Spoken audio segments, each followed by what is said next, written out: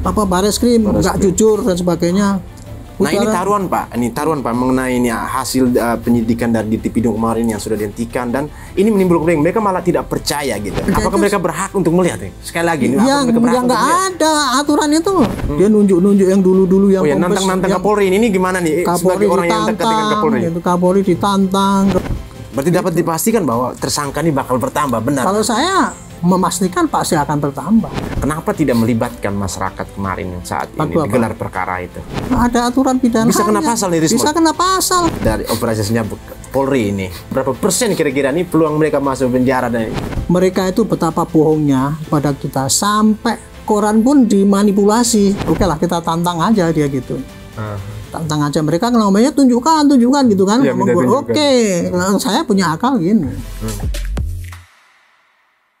Pemirsa, polemik ijazah Pak Jokowi, isu pemakzulan terus bergulir di sosial media, dan akhir-akhir ini semakin panas. Bahkan ada yang berani bentak seorang mantan reserse, seorang jenderal bintang 2 di Kepolisian Republik Indonesia. Ini menurut saya sesuatu yang tidak etis, karena ketika berada di ruang publik, ya kita harus menghargai pendapat. Tapi dengan membentak itu bukan berarti ini mematikan. Nah, kali ini Pak Arianto Sutadi, Irjen Purnawirawan ya Pak. Selamat sore. Pak. Selamat sore. Selamat sore. Pak, saya langsung pertama, kenapa sampai bisa bentak Pak Kosinudin ini? Itu salah satu contoh ya. Saya selama ini kalau diskusi di ini mengikuti ini kan sabar. Tapi khusus menghadapi Pak yang kemarin itu, saya udah 3 kali ketemu. Sama dia dalam pertemuan pertama kali dulu di Rakyat Bersuara, itu juga bentak-bentak kayak gitu. Tapi dulu saya masih nanggapi masih agak nggak inilah. Terus di televisi juga gitu. Terus kemarin terakhir itu.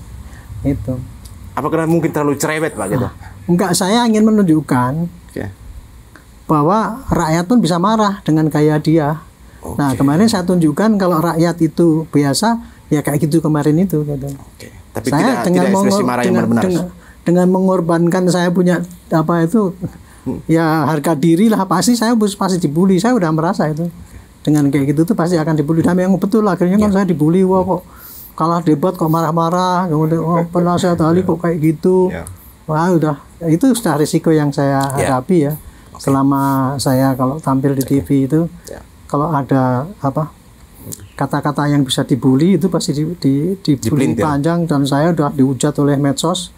Wah udah dibilang jenderal goblok lah, kok bisa gitu.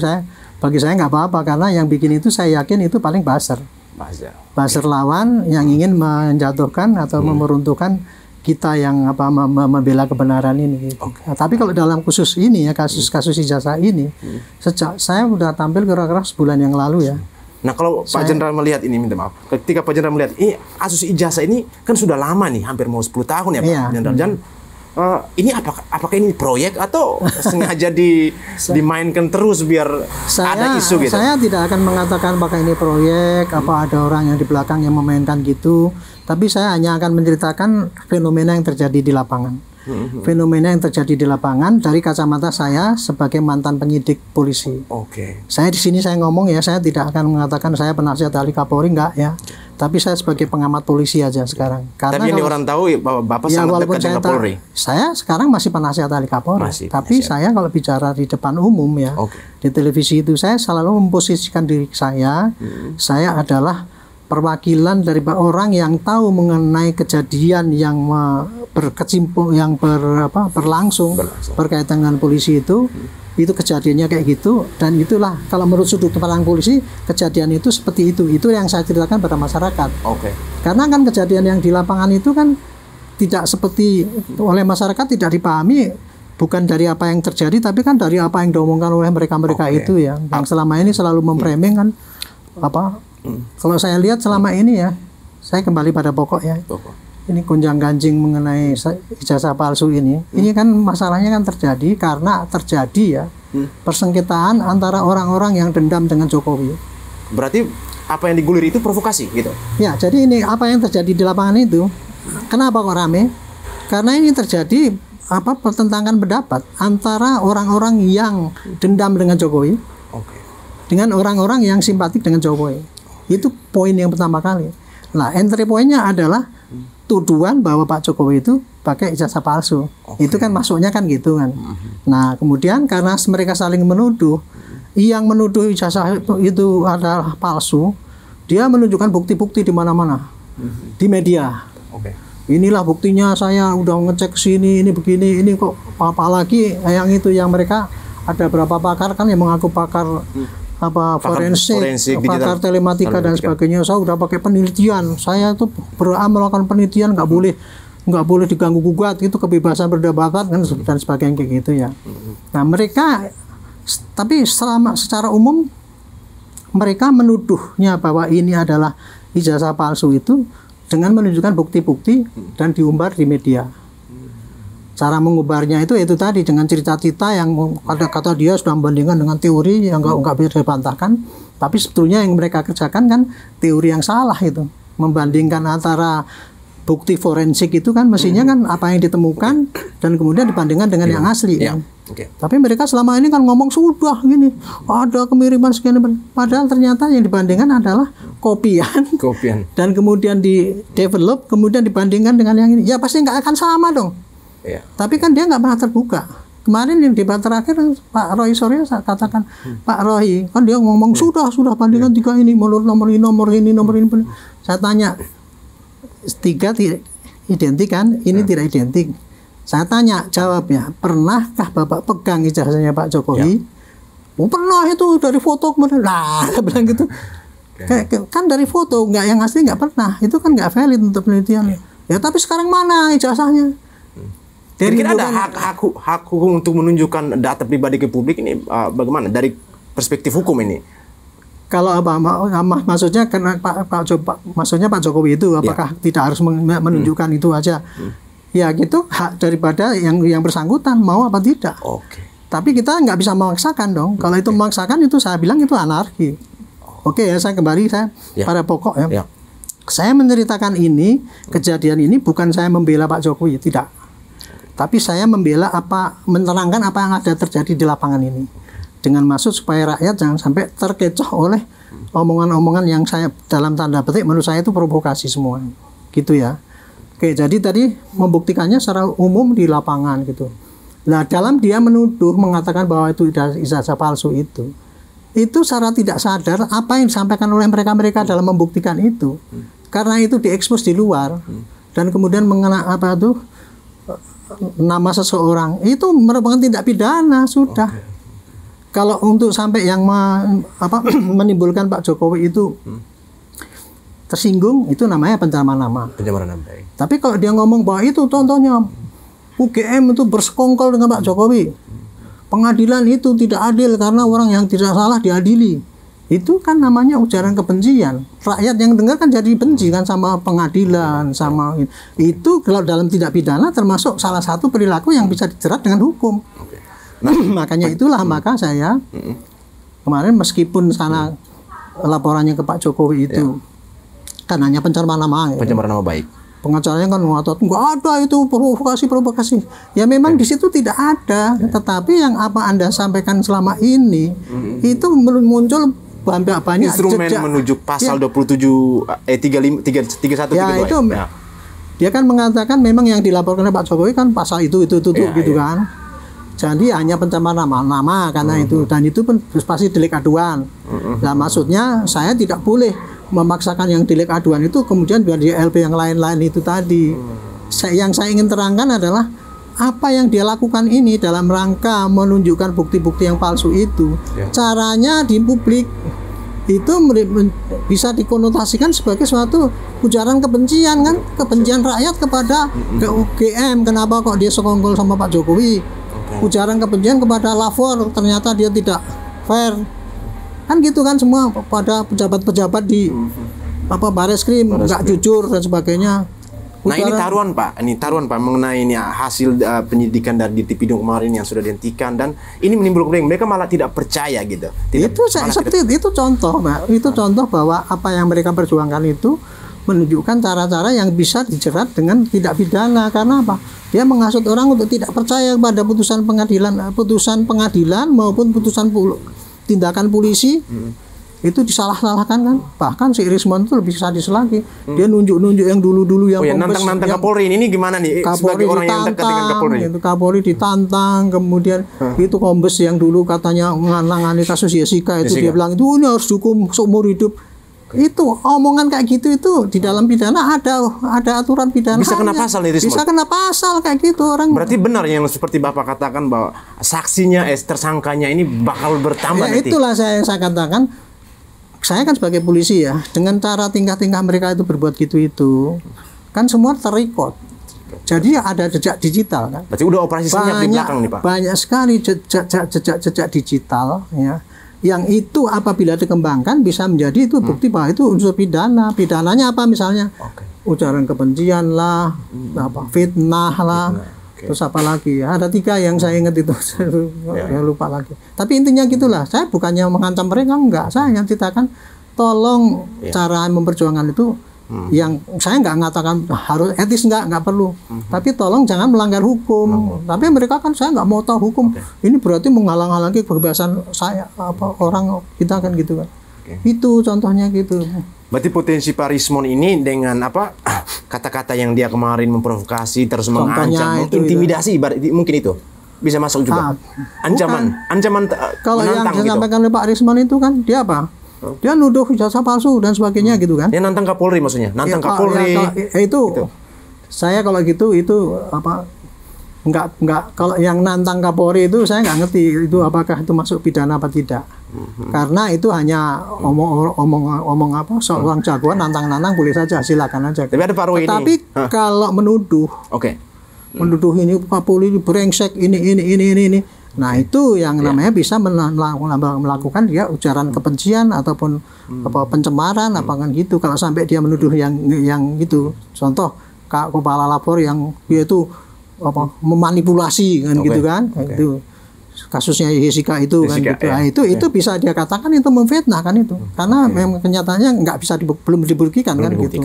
Contohnya kayak gitu. Jadi di belakang kasus-kasus ini karena tadinya itu dari pihak sana itu cara memperjuangkan bukti-bukti itu diumbar di sosial media dan ada jejak-jejak digital yang itu jejak-jejak digital itu adalah jejak digital untuk menunjukkan bahwa adanya suatu ujaran kebencian, provokasi, fitnah dan sebagainya itu. Nah, kalau lihat kemarin kan Pak Roy ini sempat bilang gini, Pak Jenderal, saya berani gantung di Monas kalau ijazah Pak Jokowi ini asli. Dan itu, ada bohir, ada orang yang membiayai di belakang proyek ini. Ini saya yakin Pak Jenderal ini sudah melakukan operasi senyap ini. Kira-kira apa nih informasinya gitu. Dengan tantangan Pak Roy ini. Artinya kan ketika bicara seperti itu ada Baris Krim juga. Ngomong di mana? Dia ngomong di mana? Saya nggak berani gantung, siap gantung di Monas. Saya siap digantung di Monas kalau memang saya dibiayai gitu. Ya, kalau memang proyek ijazah palsu itu dibiayai oleh dia gitu ya. Dia membantah apa ya, sumpah-sumpah kayak gitu ya, itu boleh saja cara dia untuk mempertahankan bahwa dia itu jujur kan. Itu hak orang yang gitu. Tapi omongan itu nanti risikonya bukan kepada kita, tapi kepada Tuhan. Itu aja. Itu biar dia bertanggung jawab pada Tuhannya sendiri lah. Nggak usah ngajak-ngajak orang lain untuk membuktikan dia itu benar apa tidak. Karena bagi saya itu sumpah seperti itu nggak ada kaitannya dengan urusan-urusan yang terjadi di lapangan ini gitu. Kalau saya yang urusan yang terjadi di lapangan ini adalah gara-gara tadi ada tuduhan-tuduhan secara liar dan saya katakan ya. Liar di media sehingga menimbulkan justru ada tidak pidana di situ melawan daripada yang mau membuktikan secara hukum. Nah ini kan sudah lapor ke hukum, sudah ditindaklanjuti kan gitu kan, sudah hukumnya itu sudah mulai dari pengadilan di Sleman sudah diputus, tetap itu dibantah kan gitu kan. Terus kemudian dilaporkan Baris Krim sudah dihentikan, tetap dibantah lagi. Terus sudah diambilkan sampel dari gamma dibilang itu sekongkel gamanya dengan ini kan itu kan. Nah ini yang terakhir nih Pak Jenderal, melihat ada Koran Kedaulatan Rakyat yang menjadi salah satu bukti instrumen untuk pendukung bahwa ijazah Pak Jokowi asli ketika kemarin di Divisi Baris Polri menampilkan gitu. Maka Pak Roy Suryo lagi-lagi mengubek-ubek ini Pak Jenderal, mencari-cari nih gitu. Mempermasalahkan. Apa yang Pak Jenderal mau lihat kalimat ini? poso dan puasa, Ini Pak Jenderal kan orang Jawa asli nih, Jawa Tengah asli nih. Poso atau puasa tulisannya. Itu kan upaya Pak Roy ya, saya sebutkan Pak Roy yang gitu ya. Upaya Pak Roy untuk menunjukkan kepada publik bahwa ini loh, mereka itu betapa bohongnya kepada kita, sampai koran pun dimanipulasi kan gitu kan. Dia kan menebarkan ujaran kebencian lagi itu, menebarkan fitnah lagi, Pak, ini sampai ini pun itu dimanipulasi dia dengan menuduh bahwa ini kan kalau dulu kan tulisannya kan gitu, sekarang kan kok maksudnya kan poso bukan puasa kan gitu. Itu kan analisis dia kalau zaman segitu gitu Tapi ya, apakah itu ada kaitannya dengan untuk membuktikan bahwa itu pasti itu korannya itu pasti direkayasa apa enggak? Kan belum dibuktikan sekarang. Itu kan hanya analisis si Roy Suryo aja baru mengatakan itu korannya itu adalah koran yang palsu lah. Dibuat dalam rangka untuk mendukung buktinya oleh Pak Jokowi kan gitu. Tapi kalau seandainya dia menimbulkan provokasi seakan-akan tidak mempercayai lagi kepada bukti yang ditemukan oleh Barreskrim itu, kan gitu kan? Iya kan bukti dari Barreskrim. Dari sekian banyak bukti dia cuma mengambil yang itu. Ya itu karena ada kejanggalan kan gitu. Nah, terhadap kejanggalan itu ya nggak apa-apa. Itu kalau itu dianggap itu suatu ya. Kalau itu dianggap itu sebagai suatu pemalsuan. Ya. Tapi nanti kalau itu dibawa ke persidangan, pasti hakim akan nanyakan, Pak, kalau ini memang koran ini palsu, mana koran yang betul-betul waktu itu terbitan yang sama, yang menurut Bapak itu yang asli. Kan tidak bisa hanya dikatakan ini zaman itu belum ada huruf ini. Hakim mana mau percaya kayak gitu. Berarti ini manajemen atau pihak perusahaan dari Kedaulatan Rakyat ini bakal bisa pasti jadi saksi. Gitu. Kalau untuk membuktikan apa gitu benar apa enggak, pasti manajemen KRI dipanggil nanti untuk membuktikan apa yang dituduhkan oleh Pak Roy itu tadi gitu loh, Pak. Jadi itulah cara pembuktian ya kalau secara hukum. Jangan ini dulu tahun segini ini pasti hurufnya enggak. Ada banyak kemungkinan kan. Mungkin salah cetak waktu itu juga bisa, atau mungkin ini Pak Roy juga cuma mengada-ada gitu kan, atau memang ada betul, tapi harus cari dong buktinya sama yang menerbitkan dulu itu. Mana Pak ini, apakah ini betul Pak ini palsu dibikin-bikin oleh orangnya Pak Jokowi ya? Kan pasti begitu kan? Iya. Dia pasti akan menunjukkan yang asli betul, ya kan? Nanti tunjukkan yang asli gitu. Itu cara pembuktian yang benar gitu. Itu tadi yang saya katakan ya, cara-cara yang seperti itu kan menurut hukum itu bisa mengundang celaka bagi yang bersangkutan. Saya disangkanya saya ngancem kan kesusah kan ya. Bersama seperti soal pasal dikriminalisasi, mereka merasa dikriminalisasi. Iya, itu kan mereka gembar-gembar dikriminalisasi. Bambang yang sudah dihukum di sana itu kan oleh Siti Fa dibilang itu dikriminalisasi. Wah, sampai nangis-nangis saya ini kan saya hanya sebagai rakyat apa yang namanya kriminalisasi itu? Kriminalisasi itu artinya kan ya bukan suatu pidana tapi kemudian dianggap sebagai pidana. Tapi belum ada pasal kan Pak? Ya enggak kayak gitu gimana Pak? Itu hakim yang memutus. Hakim yang memutus. Berarti mekanik baper ya berarti?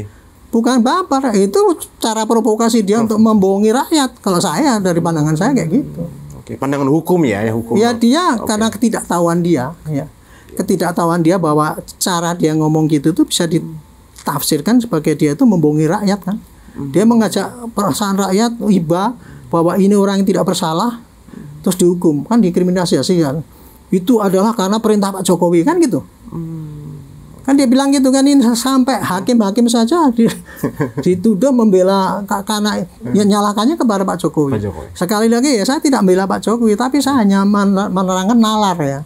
Nalar yang di lapangan kayak gitu tuh kayak gitu ya kalau yang wajar, tapi mereka memaksakan nalar mereka itu orang harus diterima gitu. Harus diterima oleh dia.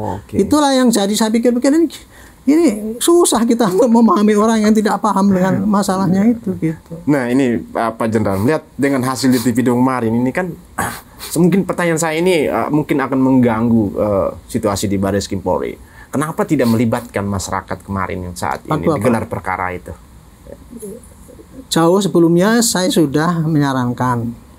Itu ya mereka menuntut gelar itu saya justru dulu menyarankan. Saya gini ya, ketika melihat barang-barang bukti yang dilaporkan oleh Pak Jokowi, dibandingkan dengan mereka ngomong di lapangan segala itu ya, saya udah menebak pasti tidak akan ada pidana. Saya udah menebak sebelumnya. Nah, saya ngomong dengan para penyidik itu, Dek, kalau seandainya Anda itu mau menghentikan, itu lebih baik digelar. Supaya nanti Anda tidak dituduh lagi curang. Itu udah tak kasih tahu itu. Memang kalau dalam peraturan perkap itu ya Pak, Itu perkap itu yang bikin saya. Karena di dalam KUHP itu tidak ada aturan bagaimana orang melakukan penyidikan, tidak ada aturannya. Adanya cuman kewenangan penyidik adalah begini. Kalau dia mulai penyidikan kirim surat SPDP, cuman gitu doang selama 30 hari atau berapa hari harus sampai setelah lengkap sampaikan pada jaksa. Jaksa kemudian nanti mengalihkan ini. Cuman gitu petunjuk di dalam KUHP. Saya bikinlah penyidik bagaimana cara orang menyidik. Karena di dalam KUHP itu tidak ada pasal penyelidikan. Maka saya bikin tahap penyelidikan itu begini yang dilakukan. Saya melengkapi aturan yang ada, tak bikinlah itu. Gitu. Makanya intinya di dalam tahap penyelidikan itu penyidik bisa melakukan apa saja, mengumpulkan barang bukti, mengambil foto, mengumpulkan bukti-bukti itu sepanjang dia tidak menggunakan upaya paksa. Upaya paksa itu misalkan memanggil dengan paksaan, menangkap nggak boleh itu. Karena masih penyelidikan. Makanya ketika manggil pun dia hanya pakai undangan klarifikasi. Itulah bunyinya. Itu tujuannya apa? Undangan klarifikasi itu kalau ada orang dilaporkan, bapak ini mencuri saya ini, pasti dipanggil dulu. Benar nggak kamu dituduhkan ini? Kan dia kan nanti akan menunjukkan bukti-bukti kan gitu kan. Nah, itu namanya undangan klarifikasi. Nah, kalau sudah masuk ke penyidikan itu barulah nanti ada upaya paksa. Kalau dipanggil nggak datang bisa perintah membawa. Itulah bedanya penyidik dan penyelidikan. Nah, saya membuat itu gelar itu ya. Gelar itu dulu saya bikin gelar itu dibikin selalu pada awal, tengah dan akhir. Dulu bunyinya gitu gelar itu ya. Gelar pertama itu adalah apa? Kalau kita terima laporan, kita mengadakan gelar. Kan nggak mungkin suatu kasus di tangan satu orang. Harus tim kan? Tim dipanggil termasuk pengawasnya gitu, Pak ini laporannya gini, berarti ini kira-kira saksi yang akan kita panggil ini itu namanya gelar pertama untuk menentukan rencana daripada penyidikan.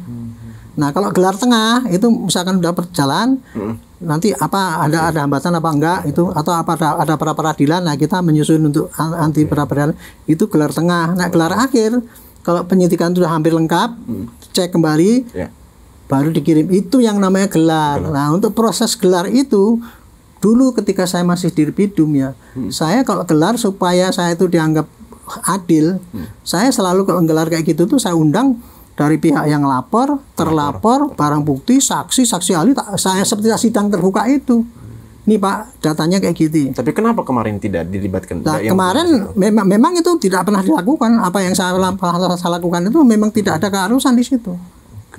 Ya, kemarin itu kan seperti penyelidikan kan, kemudian mau diputus bahwa itu tidak ada kan itu kan, dia udah gelar kan, tapi gelarnya tidak mengundang orang lain, memang tidak ada keharusan di situ.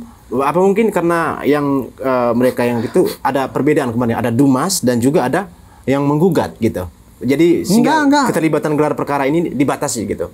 Enggak, kemarin saya yakin pasti mereka gelar itu ya cuma penyidiknya sama pengawas penyidiknya sama unsur-unsur itu aja. Karena itu kalau memang normalnya itu ya semua kasus perkara ya kayak gitu Pak. Terbuka. Tidak ada keharusan terbuka orang harus datang, itu tidak ada. Apa yang saya sampaikan tadi itu kalau saya dulu saya memang punya punya gagasan tuh untuk pembaruan itu supaya betul-betul transparan. Saya dulu gitu, tapi teman-teman saya tidak ada yang mengikuti pola saya itu gitu. Itu makanya tidak salah kalau dia tidak mengundang orang luar, itu tidak ada keharusan. Jadi perkap itu bukan satu-satunya harus gini. Kalau situ sih Pak pengacara itu kan perkap nomor segini harus begini. Enggak ada itu perkap itu tidak ada mengharuskan kayak gitu. Melanggar perkap itu pun tidak melanggar aturan. Bapak yang susun saya yang bikin kok gitu. Jadi jangan nggak ada gelar khusus gitu. Tapi kemarin saya masih ngomong gini ya. Karena itu sudah terlanjur diumumkan bahwa itu bukan pidana kan gitu kan. Kan mereka kan kemudian nuntut supaya itu gelar pidana khusus, dia melakukan ke komplain ke Wasidik, nggak apa-apa, boleh itu. Dan itu masih terbuka kesempatan Wasidik itu kalau dia mau gitu ya, dia mau boleh nanti bikin gugatan baru. Bukan gugatan, gelar terbuka. Yang itu ya. Meskipun tadi udah dihentikan, tapi Wasidik kalau memang menampungkan pengaduan masyarakat, memang diperkirakan kemarin itu gelarnya ecek-ecek gitu ya, mungkin nggak ini, boleh dia lakukan lagi. Itu kalau Wasidik mau kan gitu kan, gitu. Tetapi kalau tidak, kemarin itu saya kasih fasilitasi. Seandainya Wasidik nanti ternyata tidak menggelar ya, ini kesempatan untuk menggelar itu ada nanti di Polda Metro. Polda Metro. Karena di Polda Metro itu nanti prosesnya penyidikan juga diawali dengan pembuktian ijazah itu palsu apa tidak. Oh, oke. Gitu loh. Jadi proses yang berjalan dengan laporannya Pak Jokowi. Iya, untuk lapornya Pak Jokowi itu kan apa? Tuduhannya kan pencemaran nama. Caranya bagaimana? Nuduh saya ijazah palsu. Nah kan yang harus buktikan kan ijazah itu palsu atau tidak. Dia nggak bisa cuma ngambil keputusan penyidik Barreskrim, oh ini berdasarkan Barreskrim bahwa ini palsu asli, berarti ini memang tuduhannya terbukti memfitnah. Nggak bisa gitu. Di sana harus diulangi lagi.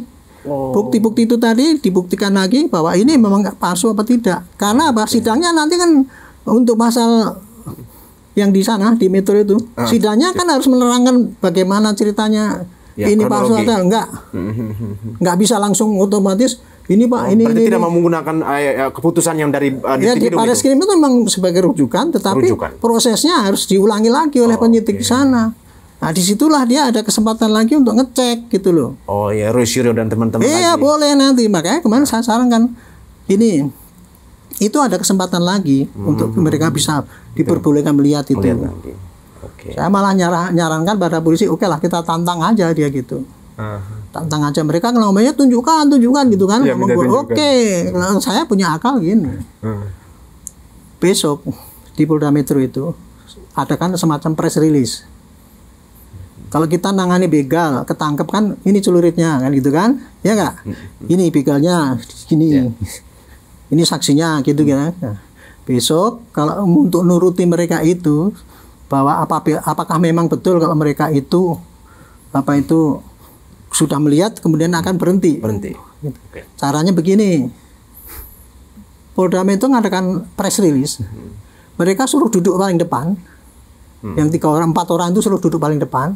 Terus kemudian Polda Metro press release bahwa kami sudah menerima pelaporan dari ini, barang buktinya ini, termasuk barang buktinya Pak Jokowi itu, tolongkan nih, lihat asli apa enggak ini. Media suruh sorot itu semua.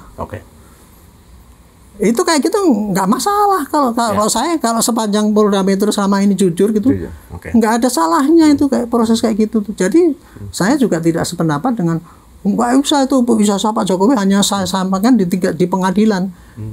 Penyidikan itu termasuk proses pengadilan. Kan pengawal itu penyidikan itu awal. Sekarang apa bedanya kalau kita nangkep begal itu tadi? Begitu begalnya ketangkep, kita gelar itu ada pisaunya di situ. Apa bedanya dengan ini ijazah palsu ini kan ditunjukkan gitu kan nggak ada ininya.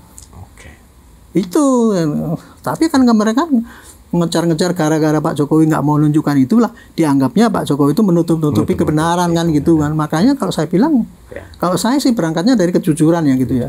Ditantang gitu tak ladeni betul kalau saya ya gitu ya. Ini kan saya hanya pengamat sekarang.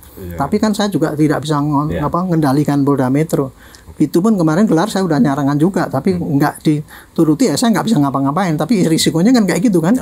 Makanya besoknya itu sih nih yang bisa. Iya yang dikejar kan kayak gitu. Nah untungnya Pak Kapolri belakang ini kan baru kasih statement kan, bahwa nanti akan mengundangkan pihak eksternal. Saya kan udah ngomong sebulan yang lalu itu.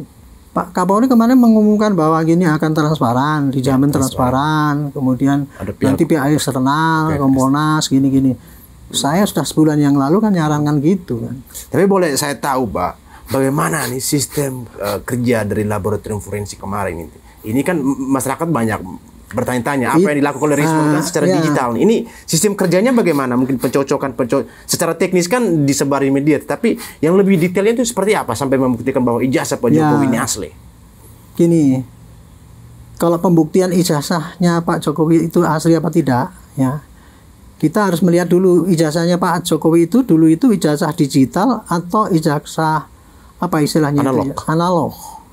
Ijazah analog itu adalah ijazah yang berupa kertas yang belum dibikin, dicap dan sebagainya itu secara analog gitu ya, dan kemudian dipegang oleh Pak Jokowi. Itu namanya ijazah analog.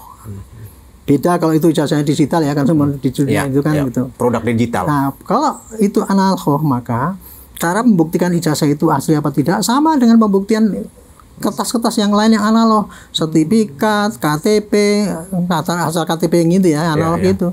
Pasti tanya pada yang membuat. Ijazah itu apa dari Gama ya, bertanya ke Gamanya. cek ke Bangkamanya, tanya dosennya dulu, Pak, apakah Bapak yang mengeluarkan ini? Dilihat di administrasi sana, jejak-jejaknya kan ada tuh sisanya tuh.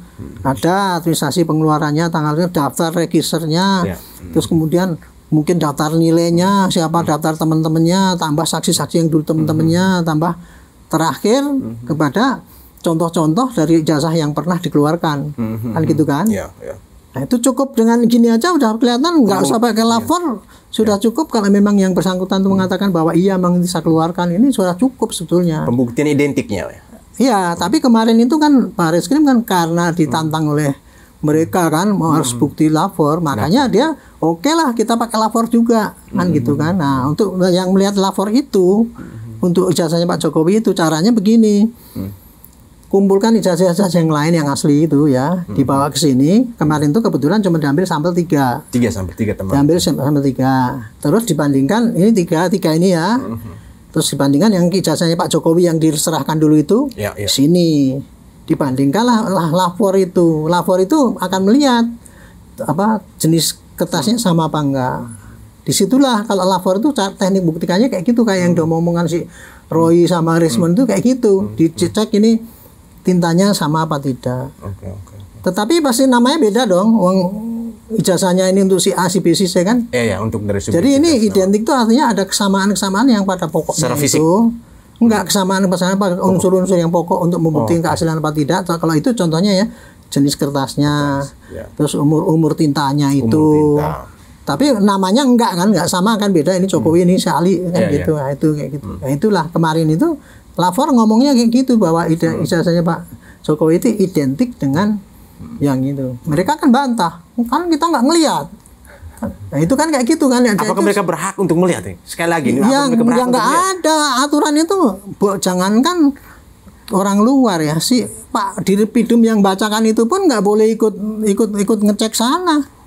Proses pembuktian lapor itu adalah petugas yang di sana yang disumpah dan independen, nggak bisa. Petugasnya sudah disumpah. Ya, dia semua petugas di Bareskrim itu petugas ahli semua sumpah. Tidak boleh diintervensi. Kalau sana Pak Dirpidumnya boleh kan bilang nggak bisa. Nggak bisa. Ya kan mereka kan kok kita nggak boleh lihat, itu pemelesetan ya, pembodohan masyarakat dengan pengetahuan mereka itu. Itu sebenarnya kan nggak tahu teknik pembuktian. Dia mungkin tahu teknik pembuktian digital mungkin dia tahu ya. Tetapi teknik pembuktian yang berlaku di kehakiman itu ada prosedurnya itu. Dia nggak ngerti kan, dia kan ngarang-ngarang kayak gitu. Terus kemudian memprovokasi masyarakat tuh kan curang gitu. Itu yang namanya apa? Jadi bukan hanya penghinaan saja, akhirnya di dalam memperjuangkan itu dia penuh dengan jejak-jejak dia itu itu. Ini yang terkait Pak Jenderal katakan kemarin bahwa ini tersangka ini bakal bertambah. Apakah indikasi dengan nama-nama yang sudah inisial yang dilaporkan oleh Pak Jokowi sebelumnya dengan pasal-pasal itu ada mungkin bertambah yang lain? Ini kira-kira siapa-siapa saja ini Pak Jenderal? Saya bukan mengatakan tersangka bertambah. Ini saya bilang berpotensi. Atau enggak? Saya kemarin dibilang itu mengancam kan itu, karena saya membela Pak Jokowi sampai mengancam mau di ini mengumumkan akan bertambah kan, itu berarti mengadu domba kan gitu. Saya itu menerangkan ya dari sudut pandang polisi itu Pak ya, yang namanya pidana itu ya, itu pidana itu apa yang terjadi yang dilihat dan yang ada jejaknya. Nah sekarang ini kan selama gonjang-ganjing rame ini kan yang terlihat kan dia memprovokasi rakyat.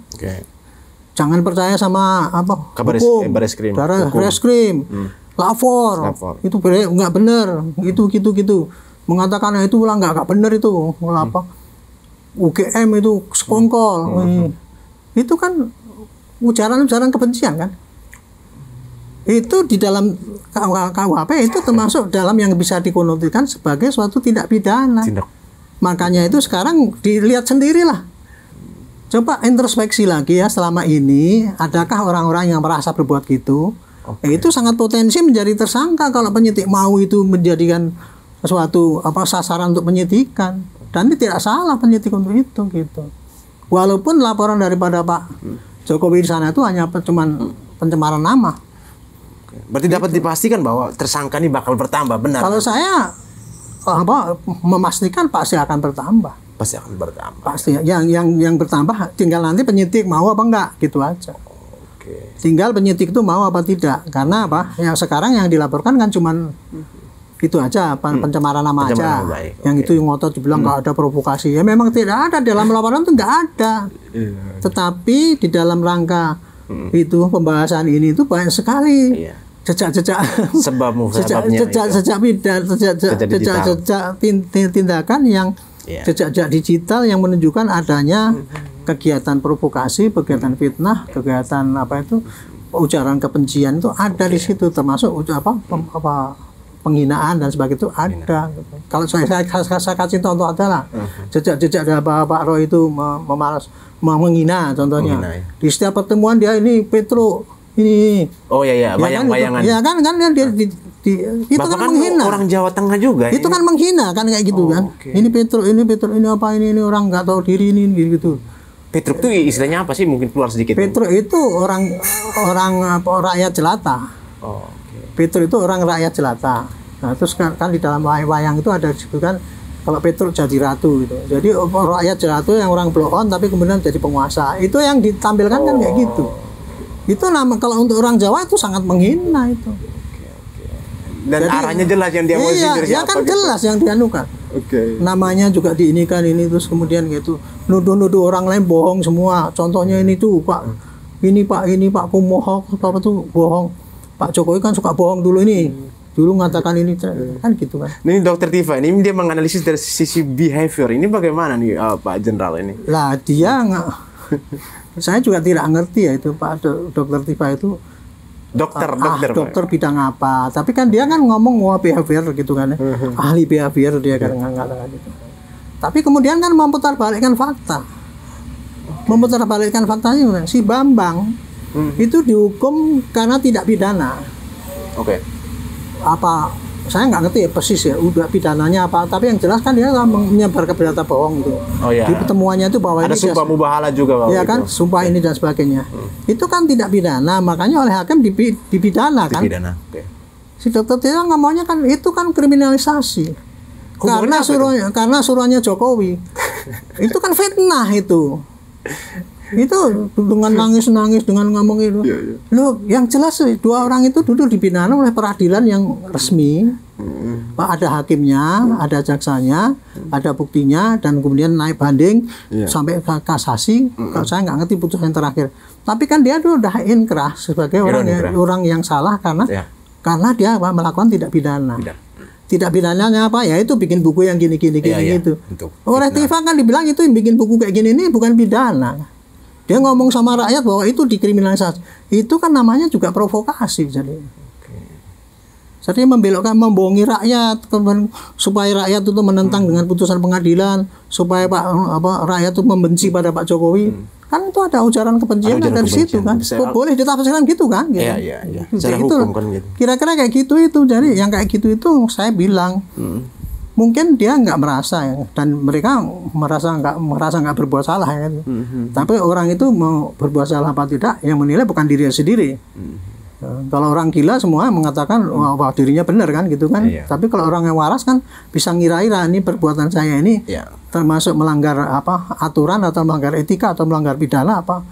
Semua orang itu ya begitu lahir, begitu menjadi warga negara, begitu ada undang-undang dia dianggap tahu walaupun dia nggak pernah baca. Di undang-undang KUHP itu ada kan pidananya kalau orang itu menimbulkan fitnah ini. Fitnah itu apa sih? Menuduh orang tapi ternyata nggak benar itu kan fitnah. Kan gitu. Rumusnya gampang ya. Apa sih pencemaran namanya Bu? Pencemaran nama itu kalau saya ngomong-ngomong itu ada orang yang tersinggung. Itu namanya pencemaran nama. Kalau nggak ada orang yang tersinggung nggak ada orang yang nggak lapor. Itu namanya adalah aduan. Tapi kalau ujaran kebencian itu kalau saya ngomong-ngomong itu kamu kemarin kamu dibilang ini loh ini berantem mereka itu ujaran kebencian kan itu mengadu kan. Nah Pak Jenderal, gitu. Kalau kita melihat proses ini kan laporan Pak Jokowi di Polda Metro, terus kemungkinan juga yang dengan apa yang diminta Pak Roy Suryo lagi untuk ke Basisdik dan minta untuk gelar perkara. Tapi saya melihat ini perjalanan kasus ini masyarakat ada yang sebagian sudah rindu untuk sudah tidak sabar. Kapan sih Roy Suryo dan teman-teman dipenjarakan? Ini prosesnya kok lama banget itu. Saya sih nggak ngerti ya. sampai di mana proses yang di Polda Metro itu. Tapi setahu saya bisa bayangkan itu kira-kira apa yang dikerjakan oleh, kan saya mantan penyidik kan, jadi kalau kayak gini proses persidangannya ini kan lama, proses penyidikannya kurang lebih begini kan gitu kan. Kemarin ya begitu Pak Joko itu lapor ke Metro ya, pasti dia tidak paling hanya melihat saksi-saksi yang lain. Saksi-saksi lain yang diperlukan gitu. Tapi dia nggak berani memutuskan bahwa ini jadi tersangka karena apa? Ini bisa jadi tersangka itu kalau kita sudah yakin bahwa ini ijazah ini betul-betul tidak palsu. Makanya dia nunggu hasil daripada Bareskrim kan. Itu. Nah, Bareskrim kemudian kemarin sudah menyatakan bahwa ini identik asli gitu. Dia sudah mengumumkan. Tapi kan masih dibantah sama mereka. Tapi di saat penayangan kemarin kan juga menampilkan yang asli tapi gambar ya enggak ya. Itu. Artinya keputusan Bareskrim bahwa mengatakan itu asli yang tadinya mau dirujuk oleh Polda Metro. Kan masih dibantah sama mereka. Ya kan masih dibantah, minta gelar terbuka lah dan sebagainya. Disitulah mungkin nih ya Polda Metro menunda yang ini dulu. Kalau prosesnya ini selesai, ini nanti ya taruhlah nanti mungkin digelar terbuka lagi atau apa ya, saya nggak ngerti ya. Dan itu yakin bahwa yang ini tadi sudah betul-betul valid, itu nggak bisa dibantahkan, maka yang penyidikan di sini akan diteruskan kepada ini yang laporan ini, karena pembuktian bahwa ini jasa yang ini palsu atau asli itu kan sudah valid gitu kan. Itu udah mantap betul gitu ya. Dan saya yakin Polda Metro akan menambah lagi dengan bukti-bukti seperti contoh kemarin itu saya bilang yang tadinya 3 pembanding kurang itu semuanya karena yang mereka teman Pak Jokowi mereka lapor kayak gitu nggak sulit kok, asalkan buktinya gampang dikumpulkan. Satu hari itu selesai itu Pak untuk bandingkan kayak gitu itu. Kata Pak Susno kan mantan Kabar Eskrim juga gampang kok untuk membuktikan gampang ini. Itu kalau itu yang mau 1000 dokumen itu 1 hari bisa lapor itu menyelesaikan kan, karena kalau jenisnya identik ya. Apa nggak susah. Berarti proses di Bareskrim ini yang sedikit delay ya Pak Jenderal. Ya karena ada itu sanggahan dari mereka itu. Sanggahan dari mereka kan itu. Mereka udah dikatakan ini pasti gini, mereka masih menantang.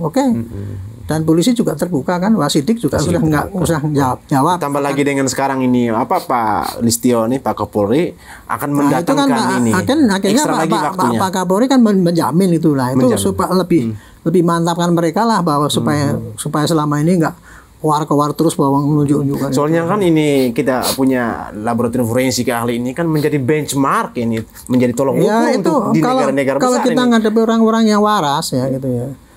Itu nggak akan mempertanyakan bagaimana lapor itu kerjanya beres apa enggak.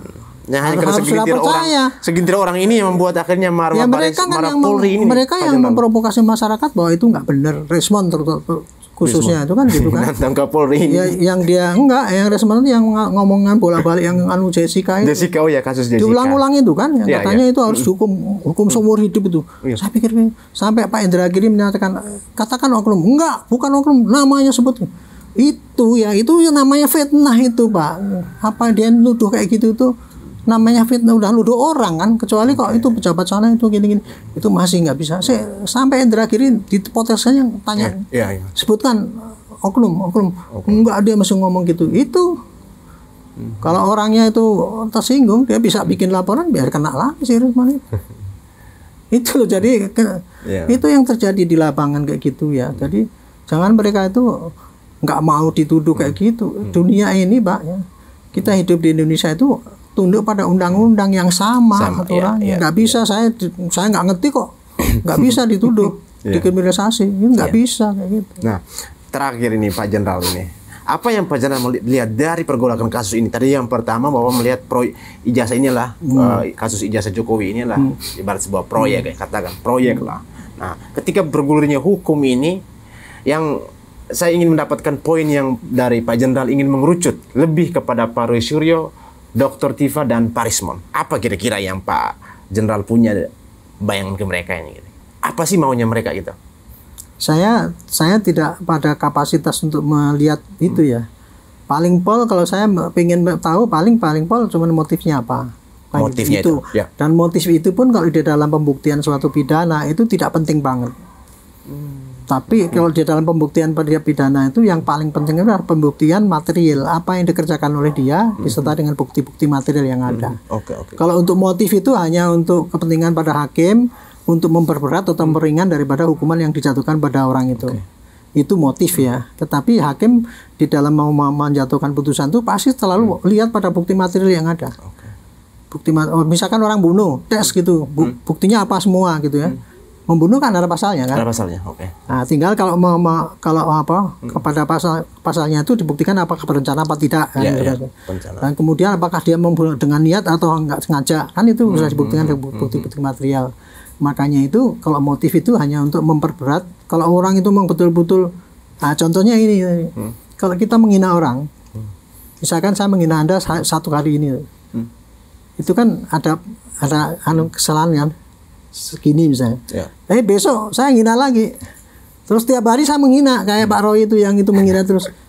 Itu kan jadi berat kan itu. Makanya saya bilang makin banyak Anda berceloteh kayak gitu itu yang melanggar pidana. Makin banyak itu makin berat ancaman hukumannya. Bukannya saya tuh saya itu hanya mengingatkan bahwa Anda itu keliru cara berbuat gitu gitu loh. Dari sudut pandang ya. Hukum itu Anda itu keliru.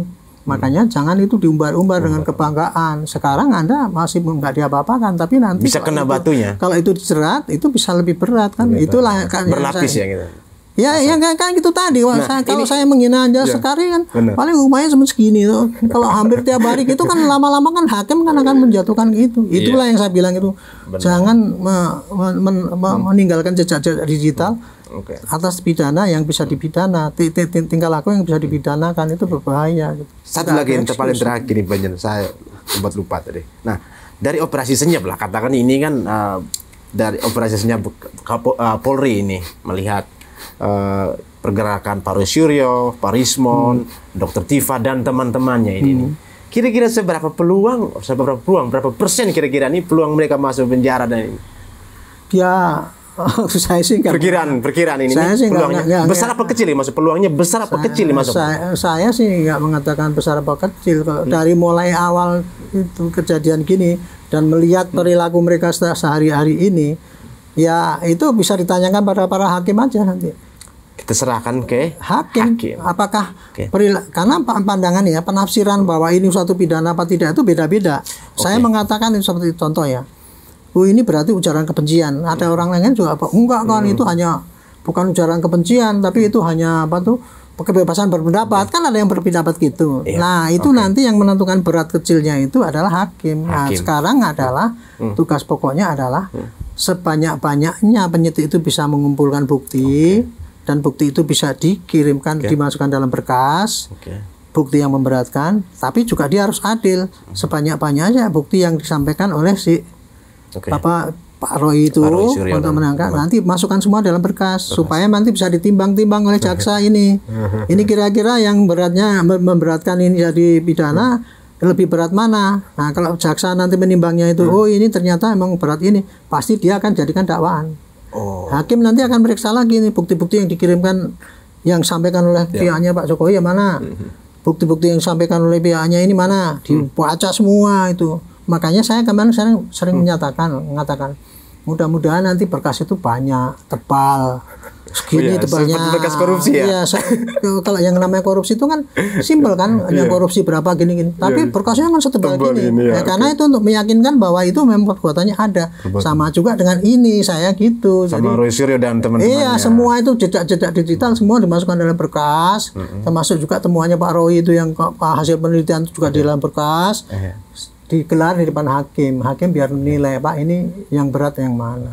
Itu aja simpel jadi nggak pakai prediksi. Jadi ini murni ya soal dari analisis hukum ya Bapak sebagai analisis proses hukum gitu. Juga pengamat kepolisian ya. Tidak belain Pak Jokowi sama sekali tidak demi Tuhan saya. Independen ya. Tapi saya menyampaikan inilah kejadian yang sesungguhnya dari proses penegakan hukum. Dengan perspektif polisi kayak gitu. Tapi perspektif yang lain mungkin berbeda. Tuh, tidak belain sana belain sini. Mudah-mudahan rakyat tahu yang saya sampaikan ini adalah pencerahan, sementara yang dari mereka itu adalah itu tadi cita-cita yang sebetulnya kalau dikejar belum tentu benar pembuktiannya belum tentu dan gitu. Jangan tergiring lah masyarakat cuma itu aja. Jangan mudah kita terprovokasi ya pemirsa oleh isu ataupun kata-kata yang diucapkan selama ini sebelum ada pembuktian hukum yang sah gitu. Dan kita percayakan, kita serahkan proses dari polemik ijazah Pak Jokowi ini pertama dari kepolisian, terus kita menunggu tahap akhirnya di pengadilan. Ikuti kami terus di episode berikutnya.